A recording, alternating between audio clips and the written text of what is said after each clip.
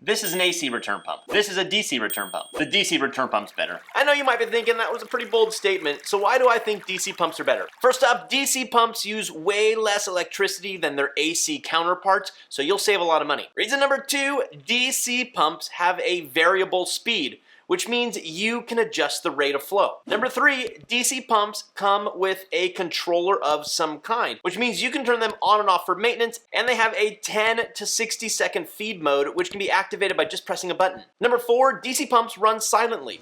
I can hear the vibrations from my AC pumps all the way into my bedroom, but I can't hear a peep out of the DC pumps. And lastly, some DC pumps even come with Wi-Fi built in, which means you can control them via an app on your phone. DC pumps are incredibly versatile and can be used in all sorts of different situations. The first and most obvious use is as a return pump. You can use a DC pump to swap out your noisy AC pump and easily adjust the weir water height to make herby and bean animal style overflow system silent. Another great use for DC pumps is in a protein skimmer. The most difficult thing about protein skimmers is tuning them so you get the perfect water height. But with a DC pump, you can adjust the flow rate to get that perfect water height. Number three, a DC pump is a perfect solution for powering a reactor. You can adjust the flow rate depending on the type of media or macroalgae. The fourth is in a seawater mixing station. You can easily turn the pump on and off with a controller. Number five is you can plumb a DC pump externally,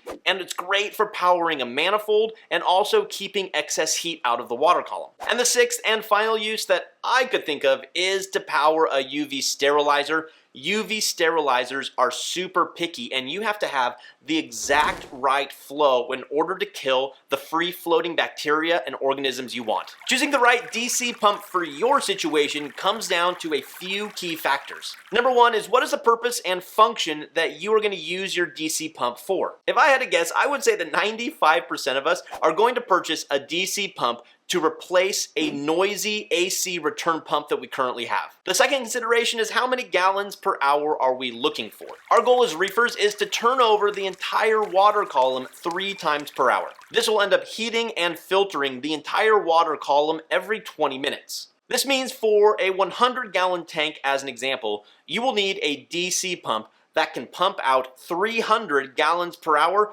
to a water height of 5 feet. Looking at the performance curve supplied by the manufacturer for this Vectra S2, we can see that it's a 1,400 gallon per hour pump that still produces around 850 gallons per hour at 5 feet. So while this would be more power than you need for a 100-gallon system, it's a DC pump with a controller, so you can just turn it down to achieve the perfect flow rate. The third consideration is the size of the fittings. You just need to make sure that the DC fittings are compatible with the plumbing you already have installed in your system. Taking the Vectra S2 as an example, the input coupling is 1 inch and the output coupling is 3/4 inches, 2 of the most common sizes we find in this hobby. But even if you have different size plumbing on your tank, you can still make it work. You'll just need some bushings and some reducers and a little bit of plumbing know-how. The fourth consideration when purchasing a DC pump is whether or not you have hard plumbing or soft plumbing. Most of our tanks use some sort of flexible tubing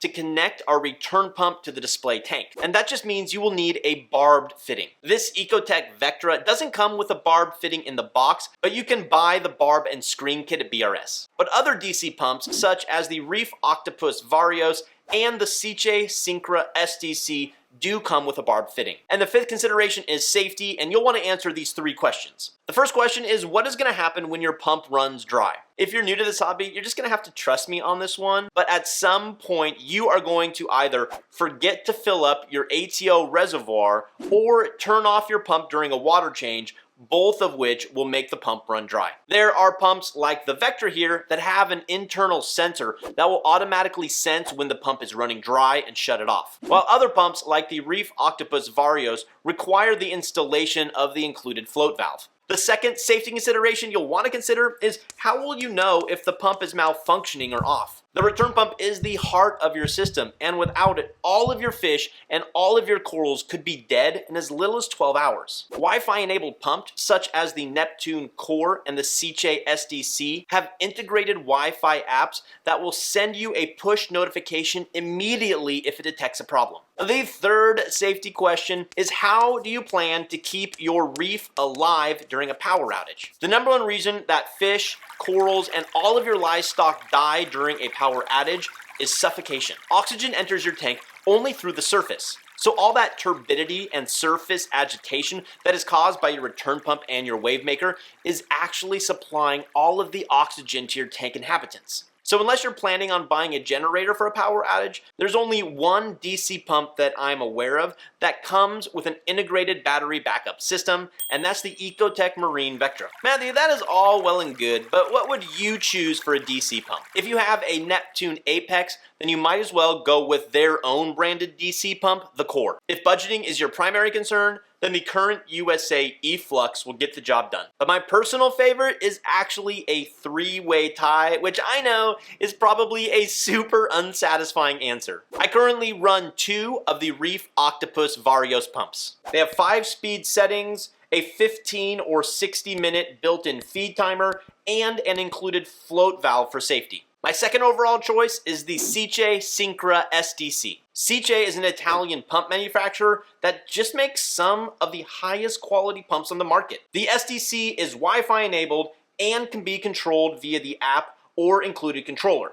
It has an internal thermometer and it can send you push notifications immediately if there's a problem. And my third overall recommendation, and the one we're going to showcase for the rest of this video, is the Aquatic Marine Vectra. It includes a controller, but can also be programmed via the Mobius app. It has built-in feed modes and various settings that can simulate the flow patterns of the actual reef. It comes in 3 pump sizes, ranging from a maximum output of 1,400 gallons per hour all the way up to 3,100 gallons per hour. Setting up your DC control pump is actually pretty easy. To attach hard plumbing to the Vectra, unscrew the union collar from the output and remove the coupling. Be sure to leave the orange O-ring in place on the pump. Place your 3/4 inch PVC through the union collar. Apply clear PVC primer and glue to the inside of the coupling and the outside of the PVC. While giving a 1/4 twist, push and hold the PVC into the coupling for 30 seconds. Let the PVC cement dry, then tightly screw the collar back onto the pump,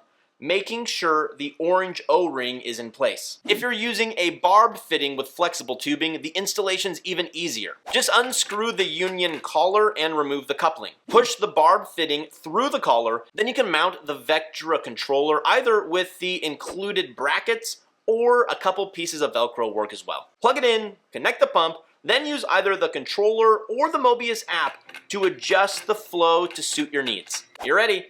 You're ready to pull the plug and purchase your first DC pump. But did you know that DC return pumps don't actually create flow in your tank? And I bet you don't know this one trick that will turn your nearly silent DC pump into a completely silent DC pump. Watch this video right over here to learn the secret. And as always, everyone, thanks for watching. Happy reefing, be well. We'll see you next time.